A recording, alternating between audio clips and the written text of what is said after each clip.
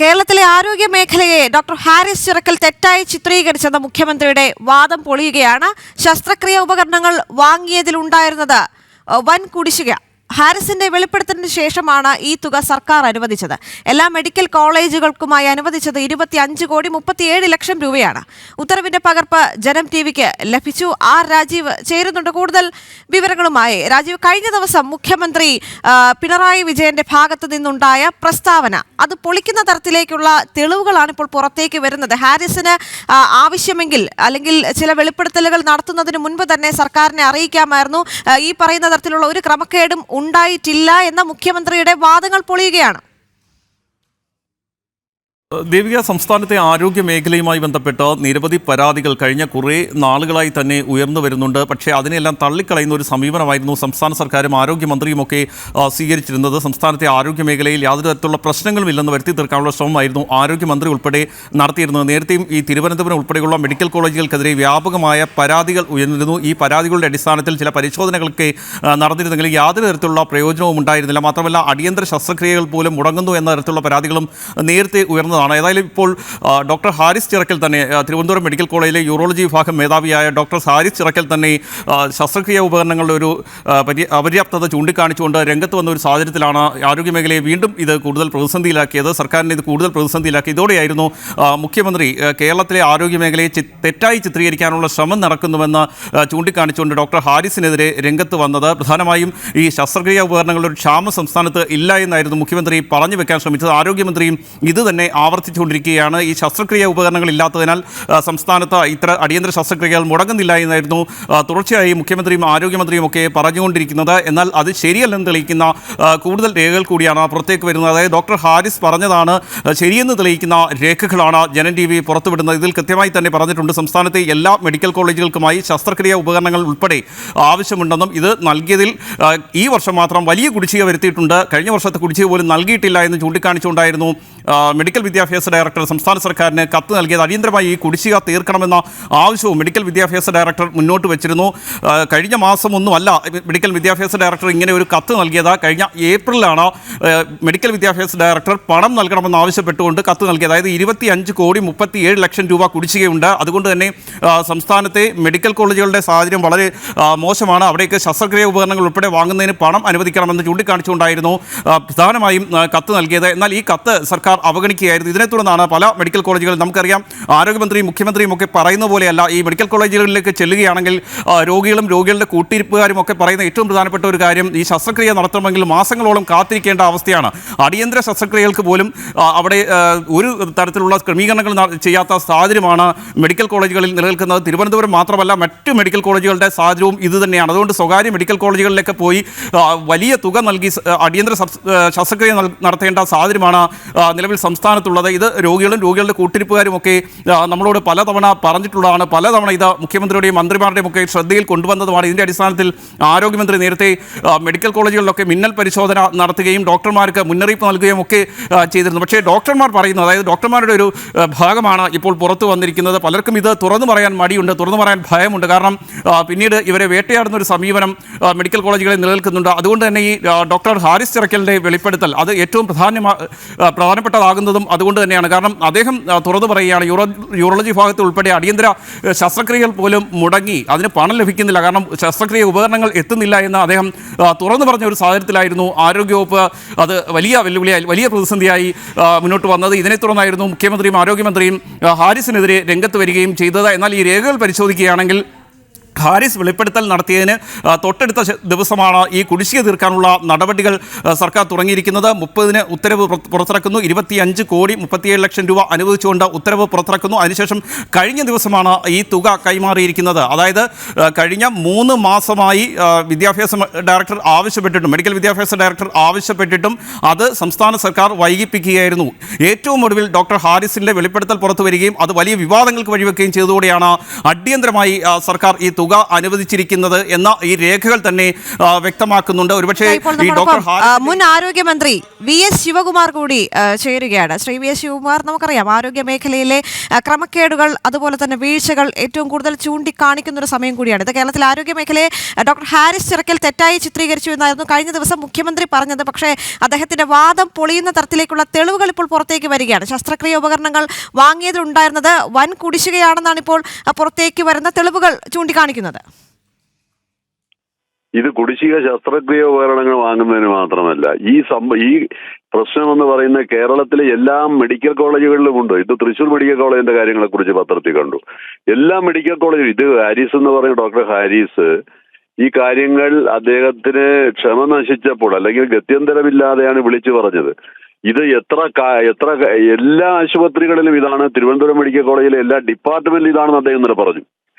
ഇത് ഒരു യാഥാർത്ഥ്യമാണ്. യാഥാർത്ഥ്യം ഉൾക്കൊണ്ടുകൊണ്ട് ഈ കാര്യങ്ങളെക്കുറിച്ച് അത് പ്രശ്നങ്ങൾക്ക് പരിഹാരം ഉണ്ടാകുകയാണ് വേണ്ടത്. അല്ല ഇത് ഡോക്ടർമാരും ഈ ഭയപ്പാട് കൊണ്ട് പറയുന്നില്ല ഡോക്ടർമാർക്ക് നടപടി ഉണ്ടാകും എന്നുള്ള രീതി കൊണ്ട് ആരും പറയുന്നില്ല.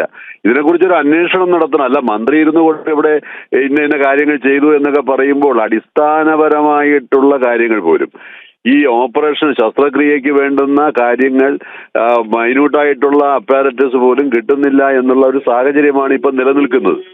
അപ്പോൾ അത് പരിഹരിക്കുന്നതിലേക്ക് വേണ്ടിയുള്ള നടപടികൾ ഉണ്ടാകണം. ഇവിടെ കുടിശ്ശിക എന്ന് പറഞ്ഞാൽ ഇപ്പോൾ തന്നെ നിങ്ങൾ ചർച്ചയിൽ തന്നെ പറയുന്നത് കേട്ടു, 25 കോടി രൂപ കുടിശ്ശിക ഉണ്ടായിരുന്നു, ഇപ്പൊ അനുവദിച്ചതാണ് എന്നുള്ളതാണ്. രണ്ട് കാര്യമാണ്. ഇപ്പോൾ മെഡിക്കൽ സർവീസ് കോർപ്പറേഷൻ 2000 കോടി രൂപ കൊടുക്കാറുണ്ട്. കഴിഞ്ഞ ബഡ്ജറ്റിൽ ധനമന്ത്രി അവതരിപ്പിച്ചത് 700 കോടി രൂപയാണ്. അപ്പൊ ഇത് കൊടുക്കാതെ അവർ മരുന്ന് കൊടുക്കൂ, എക്യുപ്മെന്റുകൾക്ക് സമയബന്ധിതമായ കാശ് കൊടുക്കാതെ കൊടുക്കുമോ? ഇതിനകത്ത് മറ്റൊരു കാര്യം എന്ന് പറയുന്നത് HODമാരായിട്ടുള്ള ആളുകൾക്ക് അടിയന്തരമായിട്ട് ശസ്ത്രക്രിയയ്ക്കുള്ള ആവശ്യ സാധനങ്ങൾ അപ്പാരറ്റസുകൾ വേണമെന്ന് പറയുമ്പോൾ അത് വാങ്ങാൻ കഴിയുന്നില്ല. അവർ കയറി ഇറങ്ങുകയാണ്. 6 മാസമായി. ഇതൊക്കെ ഒരു പിടിപ്പുകേടിന്റെ ഏറ്റവും വലിയ ഉദാഹരണമാണ്. മന്ത്രിയുടെ ഓഫീസിൽ കൊടുത്തത്, മന്ത്രിയുടെ സ്റ്റേറ്റ്മെന്റ് ഞാനിന്ന് കണ്ടു, അവിടെ കൊടുത്ത് ചെയ്തു എന്ന് ഞാൻ വിചാരിച്ചു എന്നാണ് മന്ത്രി പറയുന്നത്. അവിടെ ഓഫീസിൽ 6 മാസത്തിന് മുമ്പ് കൊടുത്തു, അവർ പ്രൈവറ്റ് സെക്രട്ടറിയെ ഏൽപ്പിച്ചു. പ്രൈവറ്റ് സെക്രട്ടറി ഇത് ചെയ്തു എന്ന് പറയുന്നു. സംഭവം നടക്കുന്നില്ല. ഡോക്ടർ പറയുന്നുണ്ട്, ഇന്നലെ ആശുപത്രി ഓഫീസുകൾ കയറി ഇറങ്ങിയപ്പോൾ പറയുന്നത് ഡോക്ടർക്ക് ഇതിന്റെ വേറെ ജോലിയൊന്നുമില്ലേ, ഇതൊക്കെ അങ്ങ് ഉള്ളത് വെച്ച് ചെയ്താൽ മതിയെന്ന്. അത്രയും നിരുത്തരവാദപരമായിട്ടുള്ള നിലപാടാണ് ഗവൺമെന്റ് ഭാഗത്തുനിന്നുണ്ടായിട്ടുള്ളത്. അപ്പോൾ ഇത് എല്ലാ രംഗത്തും ആരോഗ്യ മേഖലയ്ക്ക് യഥാർത്ഥത്തിൽ ഒരു ഈ ഏറ്റവും പ്രധാനപ്പെട്ട മറ്റൊരു കാര്യം ഫണ്ടുകൾ വെട്ടിക്കുറയ്ക്കുന്നു എന്നുള്ളതാണ്. ഫണ്ടുകൾ വെട്ടിക്കുറയ്ക്കുന്ന 400 കോടി രൂപ അനുവദിച്ചിട്ട് ബഡ്ജറ്റ് പ്രഖ്യാപിച്ച് കയ്യടി വാങ്ങിയിട്ട് 145 രൂപ വെട്ടിക്കുറച്ചാൽ ആരോഗ്യ മേഖല എന്ന് പറയുന്നത് ജനങ്ങളുടെ ജീവനുമായി ബന്ധപ്പെട്ട കാര്യമാണ്. മറ്റേത് ഡിപ്പാർട്ട്മെന്റുകളിലെ ഫണ്ടുകൾ വെട്ടിക്കുറയ്ക്കുന്നതിന് പോലെയാണോ ഇത്? അല്ല, തീർച്ചയായിട്ടും ആളുകളുടെ ജീവനുമായി ബന്ധപ്പെട്ടിട്ട് നമ്മൾ അവർക്ക് ആശുപത്രികൾ പ്രവർത്തിക്കുന്നത്. അപ്പൊ അതിന് ഫണ്ടുകൾ വെട്ടിക്കുറയ്ക്കുക എന്നുള്ളത് മാത്രമല്ല, ആവശ്യമായ ഫണ്ടുകൾ അനുവദിക്കണം. അനുവദിച്ചില്ല എങ്കിൽ ഇതെല്ലാം സംഭവിക്കും. ഒരു ഹാരിസ് എന്ന് പറയുന്ന ഒരു ഡോക്ടർ, അദ്ദേഹം ഇത് പറഞ്ഞത് ഗത്യന്തരമില്ലാതെ ദയനീയമായ ഒരു സ്ഥിതി കൊണ്ടുവേണം അദ്ദേഹം പറഞ്ഞു. കയറി ഇറങ്ങി 6 മാസമായി ഓപ്പറേഷൻ നടത്താൻ കഴിയാത്തൊരു സാഹചര്യം കേരളത്തിലെ മെഡിക്കൽ കോളേജിൽ ഉണ്ടെങ്കിൽ മറ്റു ആശുപത്രികളുടെ സ്ഥിതി എന്തായിരിക്കും? അപ്പോൾ അതുകൊണ്ട് ഇതിനെ വെല്ലുവിളിക്കുക അല്ലെങ്കിൽ ഡോക്ടർക്കെതിരായിട്ട് നടപടി സ്വീകരിക്കുക എന്നുള്ളതിനുപരിയായി ഈ പ്രശ്നങ്ങൾ പരിഹരിക്കുന്നതിന് ചർച്ചകൾ നടത്തണം. ഇപ്പൊ തിരുവനന്തപുരം മെഡിക്കൽ കോളേജിനെ സംബന്ധിച്ചിടത്തോളം ആ മെഡിക്കൽ കോളേജിലെ എല്ലാ ഡിപ്പാർട്ട്മെന്റ് ഹെഡുകളെയും മന്ത്രി വിളിച്ച് സംസാരിക്കും. അവിടുത്തെ പ്രശ്നങ്ങൾ എന്താണ്? അവിടെ ഓപ്പറേഷൻ നടക്കുന്നില്ല, അവിടെ മരുന്നില്ല, ഈ കാര്യങ്ങളെ കുറിച്ച് സംസാരിക്കണം. സംസാരിച്ച് നടപടികൾ സ്വീകരിക്കാതെ അല്ലാതെ പറയുന്ന ആളുകളെ വെല്ലുവിളിക്കുന്നത്. മാത്രമല്ല ഏറ്റവും പുതുതായി വരുന്നത് ചില മന്ത്രിമാരുടെ പ്രതികരണം ഈ ഒരു ഘട്ടത്തിലേക്ക് വരികയാണ്. GRNലും സജി ചെറിയാനും എല്ലാം പ്രതികരിക്കുമ്പോൾ അവർ ഹാരിസിനെതിരെയാണ് ശബ്ദമുയർത്തുന്നത്. മാത്രവുമല്ല പ്രതിപക്ഷത്തിന് ഒരു വടി കൊടുക്കുകയാണ് ഡോക്ടർ ഹാരിസ് ചെയ്തതെന്ന് GRNൽ പറയുന്നൊരു സാഹചര്യമുണ്ടായിരുന്നു. പക്ഷേ സജി ചെറിയാൻ പറഞ്ഞത് ഇരിക്കുന്ന സ്ഥാനത്തിന് വില കൊടുത്തില്ല എന്നാണ്. ഇപ്പോഴും ഹാരിസിനെ വിമർശിക്കുന്ന ആ ഒരു സ്ഥാനത്ത് മറ്റു ചർച്ചകളിലേക്ക് കടക്കുകയോ ഇതിനൊരു പരിഹാരം കാണാനോ മന്ത്രിമാർ ശ്രമിക്കുന്നില്ല. വലിയൊരു പടയൊരുക്കമാണ് ഡോക്ടർ ഹാരിസിനെതിരെ നടക്കുന്നത്. അത് വളരെ നിർഭാഗ്യകരമാണ് അത്തരത്തിലൊരു സാഹചര്യം ഉണ്ടാകുന്നത്. മന്ത്രിമാർ എന്ന് പറയുന്ന ജനപ്രതിനിധികളാണ്, ജനങ്ങൾക്ക് വേണ്ടി ഭരിക്കുന്ന ആളുകളാണ്. ഈ ബുദ്ധിമുട്ട് അദ്ദേഹം വിളിച്ചു പറയുമ്പോൾ ആ പ്രശ്നം പരിഹരിക്കുന്നതിന് കൂട്ടായ ഒരു പരിശ്രമം ആരോഗ്യമന്ത്രിയോടൊപ്പം ഈ കാര്യങ്ങൾ സംസാരിച്ചിട്ട് അത് ചെയ്യുകയാണ്. അല്ലാതെ വെല്ലുവിളിച്ചുകൊണ്ട് ഇത് ജനങ്ങൾ അനുഭവിക്കുന്ന കാര്യങ്ങളല്ലേ. ജനങ്ങൾ ഈ ബുദ്ധിമുട്ടുകൾ അനുഭവിക്കുന്നു. അപ്പോൾ അത് കണ്ടില്ല എന്ന് നടിക്കുന്ന ഒരു ജനപ്രതിനിധികൾക്കും മന്ത്രിമാർക്കും ഭൂഷണമായിട്ടുള്ള കാര്യമല്ല. അവർ ഈ കാര്യങ്ങൾ ചെയ്യുന്നതിന് കൂട്ടായ പരിശ്രമം നടത്തണം. ധനകാര്യ വകുപ്പ് ക്യാബിനറ്റ് കൂടുമ്പോൾ ധനകാര്യമന്ത്രിയോട് അതാണ് ഇവർ പറയേണ്ടത്. ആരോഗ്യ വകുപ്പിൽ ഫണ്ടുകൾ കൊടുക്കണം. മറ്റേത് PWD ഡിപ്പാർട്ട്മെന്റ് ആയാലും അല്ലെങ്കിൽ ടൂറിസം ഡിപ്പാർട്ട്മെന്റോ അല്ലെങ്കിൽ വേറെ ഏതെങ്കിലും ഡിപ്പാർട്ട്മെന്റൊക്കെ ആണ് അത് അതുപോലത്തെ പ്രശ്നമല്ല ഇവിടെ ഉള്ളത്. അപ്പോൾ ആവശ്യമായ ഫണ്ടുകൾ കൊടുക്കാൻ അല്ലെങ്കിൽ ക്യാബിനറ്റ് കൂടുമ്പോൾ ഈ മന്ത്രിമാർ ഈ ഡോക്ടറെ വിമർശിക്കുന്നതിന് പകരം ആവശ്യമായിട്ടുള്ള ഫണ്ടുകൾ ഹെൽത്ത് ഡിപ്പാർട്ട്മെന്റ് അനുവദിക്കുന്നതിന് വേണ്ടുന്ന സമ്മർദ്ദം ചെലുത്തുകയും ക്യാബിനറ്റ് അത്തരത്തിലുള്ള തീരുമാനം എടുക്കുകയും വേണമെന്നാണ് പിന്നെ ഈ മന്ത്രിമാർ ചെയ്യേണ്ടത്. ഹാരിസിനെ വിമർശിക്കുകയല്ല വേണ്ടത്. ശരി, വളരെയധികം നന്ദി. ഈ ഒരു ഘട്ടത്തിൽ നമ്മോടൊപ്പം ചേർന്നതിന് രാജീവിലേക്ക് കൂടി പോവുകയാണ്. രാജീവ്, നമ്മൾ ഈ ഒരു ഘട്ടത്തിൽ പരിശോധിച്ചത് തന്നെയാണ് വീണ്ടും പറയാനുള്ളത്. കാരണം പരിഹാരം ഉണ്ടാക്കുന്നതിന് പകരം അല്ലെങ്കിൽ കൂടുതൽ ചർച്ചകൾ നടത്തി എങ്ങനെയാണ് ഇത് പരിഹരിക്കാൻ ശ്രമിക്കുക എന്ന് ആലോചിക്കുന്നതിന് പകരം ഡോക്ടർ ഹാരിസിനെതിരെ ഒരു പടയൊരുക്കം ഇപ്പോൾ ഉണ്ടായിരിക്കുകയാണ്. പല മന്ത്രിമാരും പല ഭാഗത്തു നിന്നുള്ള പ്രതികരണങ്ങൾ വരുമ്പോൾ നമുക്ക് മനസ്സിലാകുന്നത് പ്രതിപക്ഷത്തിന് ഒരു വടി കൊടുത്തു ഹാരിസ്, അല്ലെങ്കിൽ അത്തരത്തിലുള്ള പരാമർശങ്ങളാണ് മന്ത്രിമാരുടെ ഭാഗത്തു നിന്നും ഉണ്ടായിക്കൊണ്ടിരിക്കുന്നത്. അല്ലെങ്കിൽ ഇത്തരം ഒരു സാഹചര്യം നമ്മുടെ ആരോഗ്യ മേഖലയിലുണ്ട്, അല്ലെങ്കിൽ അത് പരിഹരിക്കാൻ എന്ത് ചെയ്യണം എന്നുള്ള കാര്യം അധികൃതർ മനസ്സിലാക്കുന്നില്ല എന്ന് മാത്രമല്ല, ഹാരിസിനെതിരെ കൂടുതൽ വിമർശനങ്ങളുമായി രംഗത്തേക്ക് വരികയാണ്. ദേവിക, തീർച്ചയായും അത് തന്നെയാണ്. ഈ ഡോക്ടർ ഹാരിസ് എന്ന് പറയുന്ന ഒരു വ്യക്തി മാത്രമല്ല, മറ്റു പല ഡോക്ടർമാരും ഈ വിഷയം നമ്മളോട് രഹസ്യമായി സംസാരിച്ചിട്ടുണ്ട്. ഈ ആശുപത്രിയിലെ പരിതാപകരമായ സാഹചര്യം, പലപ്പോഴും ഈ രോഗികളുടെ ശസ്ത്രക്രിയ മാസങ്ങളോളം നീട്ടിക്കൊണ്ടു പോകുന്ന സാഹചര്യം തിരുവനന്തപുരം ഉൾപ്പെടെയുള്ള മെഡിക്കൽ കോളേജുകളിലുണ്ട് എന്ന് ഡോക്ടർമാർ രഹസ്യമായി തന്നെ സമ്മതിക്കുന്നുണ്ട്. ഇപ്പോൾ ഡോക്ടർ ഹാരിസ് ഇക്കാര്യം തുറന്നു പറഞ്ഞു എന്ന് മാത്രമേ ഉള്ളൂ. മാത്രമല്ല, ഈ ഡോക്ടർ ഹാരിസ് തുറന്നു പറഞ്ഞതുകൊണ്ട് മാത്രമാണ് തിരക്കിട്ട് ഈ രീതിയിൽ പണം അനുവദിച്ചിരിക്കുന്നത് എന്ന കാര്യവും വ്യക്തമാണ്. കാരണം ഏറ്റവും പ്രധാനമായി നമ്മൾ ചൂണ്ടിക്കാണിച്ച വസ്തുത, കഴിഞ്ഞ ഏപ്രിലിൽ, അതായത് ഏകദേശം 3 മാസം മുൻപാണ് ഇതുമായി ബന്ധപ്പെട്ട ആവശ്യം മെഡിക്കൽ വിദ്യാഭ്യാസ ഡയറക്ടർ മുന്നോട്ട് വെക്കുന്നത്. മെഡിക്കൽ വിദ്യാഭ്യാസ ഡയറക്ടർ കൃത്യമായി ചൂണ്ടിക്കാണിച്ചിരുന്നു, അടിയന്തര ശസ്ത്രക്രിയാ ഉപകരണങ്ങൾ ഉൾപ്പെടെ വാങ്ങുന്നതിന് നിലവിൽ പ്രതിസന്ധി നേരിടുന്നുണ്ട്, കുടിശ്ശിക തീർക്കാതെ ഈ കരാറുകാർ ഈ ഉപകരണങ്ങൾ നൽകില്ല എന്ന് ചൂണ്ടിക്കാണിച്ചുകൊണ്ടായിരുന്നു മെഡിക്കൽ വിദ്യാഭ്യാസ ഡയറക്ടർ കത്ത് നൽകിയത്. എന്നാൽ ഈ കത്ത് പരിഗണിക്കാൻ പോലും സംസ്ഥാന സർക്കാർ തയ്യാറായില്ല. ഇതിനെ തുടർന്നാണ് വലിയ പ്രതിസന്ധി തിരുവനന്തപുരം ഉൾപ്പെടെയുള്ള മെഡിക്കൽ കോളേജുകൾ ഉണ്ടായത്. തിരുവനന്തപുരം മെഡിക്കൽ കോളേജിന് മാത്രം 3 കോടി രൂപയ്ക്കടുത്താണ് കഴിഞ്ഞ ദിവസം സർക്കാർ അനുവദിച്ചിരിക്കുന്നത് എന്ന് പറയുമ്പോൾ തന്നെ അവിടുത്തെ പ്രതിസന്ധി മനസ്സിലാക്കാൻ കഴിയുന്നേ ഉള്ളൂ. ഇതേ അവസ്ഥ തന്നെയാണ് മറ്റ് മെഡിക്കൽ കോളേജുകളിലും നിലനിൽക്കുന്നത്. നേരത്തെ മുൻ ആരോഗ്യമന്ത്രി കൂടിയായ ശ്രീ VS ശിവകുമാർ ചൂണ്ടിക്കാണിച്ച പോലെ കാരുണ്യ പദ്ധതികൾ ഉൾപ്പെടെ ഈ രീതിയിലുള്ള കുടിശ്ശിക നിലനിൽക്കുകയാണ്. 2000 കോടി രൂപയ്ക്കടുത്ത് ഈ കാരുണ്യ പദ്ധതിയിൽ സംസ്ഥാന സർക്കാർ ആശുപത്രികൾക്ക് നൽകാനുണ്ട്. സ്വകാര്യ ആശുപത്രികൾക്ക് ഉൾപ്പെടെയാണ് ഈ പണം നൽകാനുള്ളത്. നിരവധി തവണ ഈ സ്വകാര്യ ആശുപത്രികൾ പണം ആവശ്യപ്പെട്ടുകൊണ്ട് സംസ്ഥാന സർക്കാരിനെ സമീപിച്ചിരുന്നു. എന്നാൽ സംസ്ഥാന സർക്കാർ ഈ പണം നൽകാൻ തയ്യാറായിട്ടില്ല. കേന്ദ്ര സർക്കാർ ഈ കാരുണ്യ പദ്ധതി വഴി സംസ്ഥാനത്തിന് നൽകുന്നതിൽ 1 രൂപ പോലും കുടിശ്ശികയില്ലെന്ന് ആരോഗ്യമന്ത്രി നിയമസഭയിൽ പറഞ്ഞത് മാസങ്ങൾക്ക് മുൻപാണ്. ഈ രീതിയിൽ കേന്ദ്ര സർക്കാർ കൃത്യമായി തുക നൽകുമ്പോഴാണ് സംസ്ഥാനം ഇതിൽ വലിയ വീഴ്ച വരുത്തിക്കൊണ്ടിരിക്കുന്നത്. ഈ സംസ്ഥാനം വീഴ്ച വരുത്തുന്നു എന്ന് പറയുമ്പോൾ അത് സാധാരണക്കാരായ രോഗികളെ വലിയ രീതിയിൽ ബാധിക്കും എന്ന കാര്യത്തിൽ സംശയമില്ല. കാരണം ഈ സ്വകാര്യ ആശുപത്രികളിലേക്കും മറ്റും കാരുണ്യ പദ്ധതിയുടെ ചികിത്സയുമായി ബന്ധപ്പെട്ട് എത്തുമ്പോൾ അവിടെ ചികിത്സ ലഭ്യമാകാത്ത ഒരു സാഹചര്യമാണ് സംസ്ഥാനത്ത് നിലനിൽക്കുന്നത്. സർക്കാർ ആശുപത്രികളുടെ അവസ്ഥ ഈ രീതിയിലാണ്. അതായത് സർക്കാർ ആശുപത്രികളിൽ എത്തുമ്പോൾ അവിടെ ശസ്ത്രക്രിയയ്ക്ക് ഉപകരണങ്ങളില്ല, ആവശ്യമായ മരുന്നുകളില്ല. Kerala medical service corporation limited പല തവണയാണ് സംസ്ഥാന സർക്കാരിനെ സമീപിച്ചത്. ആവശ്യ മരുന്നുകൾ വാങ്ങണം, അതിന് പണം അനുവദിക്കണം എന്നൊക്കെ ചൂണ്ടിക്കാണിച്ചുകൊണ്ട് Kerala medical service corporation limited നിരവധി കത്തുകൾ നൽകിയിട്ടുണ്ടെങ്കിലും അവർക്ക് നൽകാനുള്ളത് ഏകദേശം 700 കോടി രൂപയ്ക്കടുത്ത് കുടിശ്ശികയാണ്. അതുകൊണ്ട് തന്നെ പല മരുന്ന് വിതരണ കമ്പനികളും നിലവിൽ കേരള മെഡിക്കൽ സർവീസ് കോർപ്പറേഷൻ ലിമിറ്റഡിന് മരുന്നുകൾ നൽകുന്നില്ല. അവശ്യ മരുന്നുകളുടെ ക്ഷാമം സംസ്ഥാനത്ത് നിലനിൽക്കുകയാണ്. സർക്കാർ ആശുപത്രികളുടെ കാര്യം ഇങ്ങനെയാണെങ്കിൽ സ്വകാര്യ ആശുപത്രികളിലേക്ക് സാധാരണക്കാർ പാവപ്പെട്ടവർ എത്തുകയാണെങ്കിൽ അവർക്ക് കാരുണ്യ പദ്ധതി വഴി പോലും ചികിത്സ ലഭ്യമാകാത്ത ഒരു സാഹചര്യം സംസ്ഥാനത്ത് നിലനിൽക്കുകയാണ്. ഈ രീതിയിൽ വലിയ ഗുരുതരമായ പ്രതിസന്ധിയിലേക്ക്, വലിയ ഗുരുതരമായ വിഷയങ്ങളിലേക്ക് ആരോഗ്യ മേഖല പോവുകയാണ്. അവിടെയാണ് ഈ ഹാരിസ് ചിറക്കലിന്റെ വെളിപ്പെടുത്തൽ നിർണായകമാകുന്നതും സർക്കാരിനെ